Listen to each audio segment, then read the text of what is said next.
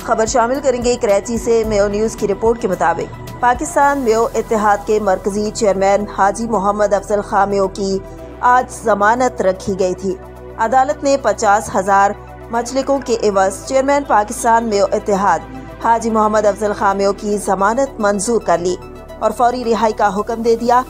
रिहाई की खबर के बाद पाकिस्तान मेयो इत्तेहाद की मरकजी व सूबाई क़यादत और कारकुनान समेत पूरी बरादरी में खुशी की लहर दौड़ गई।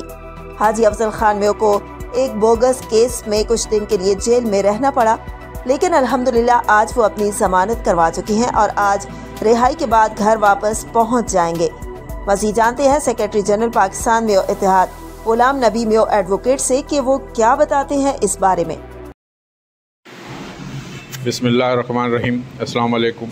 मैं गुलाम नबी एडवोकेट मरकज़ी सेक्रेटरी जनरल पाकिस्तान मेयो इत्तेहाद आपसे मुखातिब हूँ। अल्हम्दुलिल्लाह चेयरमैन साहब आज हाई कोर्ट में पहली समाअत पर जो ट्रायल कोर्ट ने फैसला दिया था उसको कालअदम करार दिया है और ज़मानत पर रिहा करने का हुक्म दिया है। अल्हम्दुलिल्लाह तमाम साथियों को मुबारकबाद हो और इस बात का सबूत है कि पहली तारीख में पहली समाअत में हाई कोर्ट ने उस सज़ा को मुअत्तल किया है और इस बात का सबूत है कि ये जो सज़ा दी गई थी ये गैरकानूनी और बेबुनियाद सबूतों की बुनियाद पर थी। और मैं तमाम दोस्तों का शुक्रगुज़ार हूँ जिन्होंने इस पूरे प्रोसेस में हमारा साथ दिया। चेयरमैन साहब के बेटे एहतशाम साहब हमारे साथ मौजूद थे, शमशुद्दीन आरफिन वाइस चेयरमैन हमारे साथ मौजूद हैं, ज़ैनुल आबिदीन साहब हमारे साथ मौजूद हैं, वाइस चेयरमैन अब्दुल हकीम साहब मौजूद हैं, सीनियर प्रेसिडेंट इलियास निक्का साहब हमारे साथ मौजूद हैं, टर्नलियार के सदर राशिद साहब हमारे साथ मौजूद हैं।